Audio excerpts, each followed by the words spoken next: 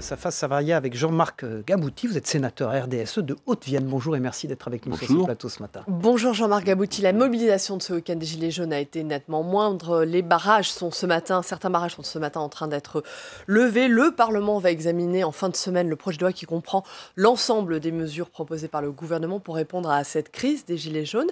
Est-ce que c'est aujourd'hui la fin de la crise des Gilets jaunes ? Alors, dans son expression extérieure, c'est probablement le début de la fin, mais je pense que le phénomène n'est pas terminé. Si vous voulez, les Gilets jaunes, d'abord, il faut faire un bilan qui est excessivement lourd. Je ne parle pas sur le plan économique ou financier, mais on a l'impression que pas grand monde s'en émeut. C'est 8 morts. Vous parlez de l'impact sur l'économie française ? Non, je parle du bilan. Si vous voulez, lorsqu'il y a un mort sur un attentat, on en parle beaucoup. Là, c'est 8 morts, ou 7 ou 8 morts, 1500 blessés, dont certains en garderont des traces toute leur vie. Je crois qu'on oublie un petit peu ce bilan qui est dû à la forme du mouvement, inorganisé, sans faire de déclaration de manifestation ou d'occupation, et l'essentiel de ces victimes. Je parle pour les morts, je ne parle pas pour les blessés, n'ont pas eu lieu à l'occasion de confrontations avec la police, mais simplement de manière accidentelle. Donc je pense qu'il ne faut pas oublier ça, parce que la vie d'une personne, ça compte beaucoup plus, parfois, certainement même que des millions d'euros de dégâts. Jean-Marc Gabouty, vous parlez justement de ce bilan lourd de 8 morts. C'est aussi ce bilan qu'évoque ce matin Christophe Castaner pour justifier la levée des barrages. La police est en train d'intervenir pour lever certains barrages. Est-ce que vous êtes d'accord avec le ministre de l'Intérieur quand il dit « ça suffit, il faut intervenir » ? Moi, je suis totalement d'accord. Ce qui n'empêche pas les gilets jaunes de se manifester en mettant toujours leurs gilets jaunes sur le pare-brise de leur voiture. Enfin, je veux dire qu'on ne leur demande pas de se cacher. Ils peuvent manifester.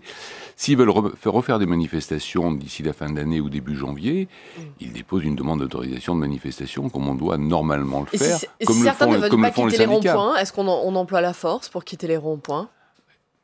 Bien évidemment, je veux dire qu'on ne peut pas tolérer l'illégalité. Si vous stationnez, vous, au milieu d'une place interdite au stationnement, vous avez un véhicule qui vient récupérer votre voiture pour l'amener en fourrière. Enfin, je veux dire qu'à un moment donné, il faut que la légalité soit respectée. On peut tolérer dans des mouvements afin d'éviter justement des effets collatéraux, des blessés, etc. Mais à un moment donné, il faut revenir, disons, dans un fonctionnement normal.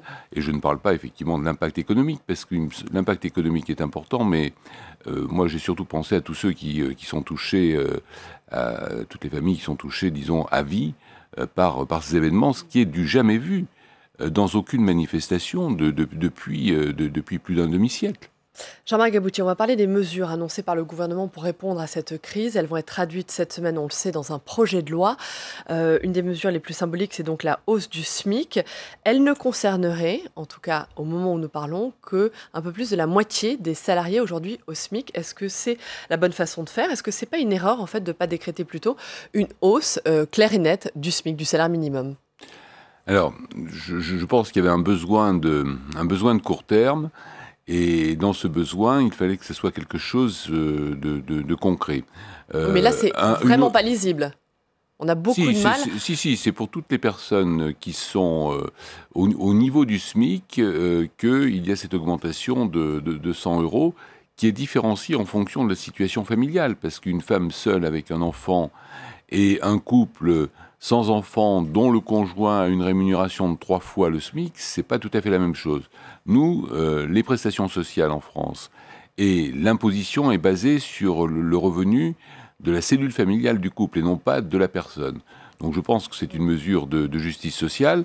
Si vous aviez augmenté de 100 € le SMIC, vous n'augmentiez pas en fait de 100 € le SMIC parce que vous aviez un élément de déclenchement sur tous les salaires qui sont au-dessus. La personne qui était à 100 € au-dessus du SMIC, d'un seul coup, elle se retrouvait au SMIC.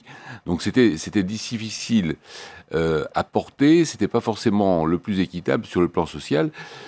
Sinon, l'augmentation du SMIC aurait été moindre que les 100 €. Voilà. La majorité en appelle aujourd'hui aux parlementaires pour voter ce texte. Est-ce que vous allez le voter ? Est-ce que vous allez le voter sans l'amender ? Alors, moi, écoutez, on peut trouver tout un tas d'autres formules qui seraient plus satisfaisantes. Moi, j'avais déposé avec des collègues un amendement l'an dernier que j'avais soutenu en rehaussant le plafond de l'exonération de CSG ou en mettant, c'est un deuxième amendement qui envisageait un système progressif d'application de l'augmentation de la CSG entre 1 500 et 3 000 euros. Malheureusement, on voit qu'un an après, on avait peut-être raison un petit peu tôt, parce que le niveau auquel avait été fixée l'exonération de CSG, à 1 200 euros par personne, était de toute évidence trop faible. Alors, le texte du gouvernement, il n'est pas parfait, on ne peut pas le modifier dans tous les sens.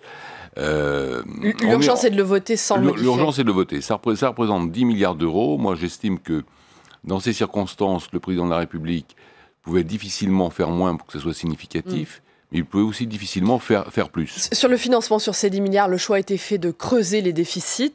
Oui. Est-ce que ça, on va monter à 3,2% à peu près, est-ce que ça vous inquiète? Est-ce que le Parlement sera vigilant? Alors, ça m'inquiète, oui et non. Oui, parce qu'on repasse au-dessus d'une barre, parce que le déficit, c'est pas uniquement les normes de l'Europe, c'est simplement l'augmentation de l'endettement, et lorsqu'on est endetté, on paye des intérêts sur la dette, donc on appauvrit nos possibilités d'investissement, de redistribution sociale, etc. Donc il ne faut pas le voir uniquement sous un angle de contrainte européenne. Non, parce que nous avons en France des bases financières excessivement solides. Je voudrais rappeler que nous avons en épargne au total des Français plus de 5 000 milliards d'épargne. C'est un cas unique dans le monde. En dehors de l'Allemagne, nous avons une épargne qui est supérieure à tous nos déficits. Déficit de l'État, déficit des ménages, déficit des agents économiques. Ce qui nous permet d'emprunter. Ce qui nous permet d'emprunter, ce qui a maintenu notre cote au niveau des agences de notation. Donc nous avons ces ressources.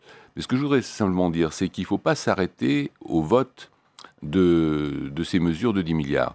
Je crois qu'il faut approfondir vers plus d'équité et de justice fiscale. Donc il y a encore du travail à faire qui va se préparer dans le cadre de... De quelle façon vous pensez à une taxation des plus hauts revenus, par exemple? Non, moi je pense, si vous voulez, je pense d'abord en termes de pouvoir d'achat, on peut le faire différemment, parce qu'on parle toujours de revenus. Il y a quand même la taxe la plus importante payée par les Français, c'est la TVA. Donc moi je suis assez partisan de regarder ce qu'est, de manière très concrète, le panier, comme on dit, ou le caddie de la ménagère.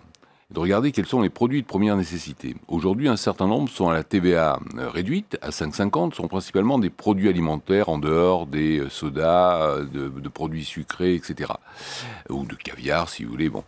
Mais beaucoup de produits d'entretien, beaucoup de produits d'hygiène.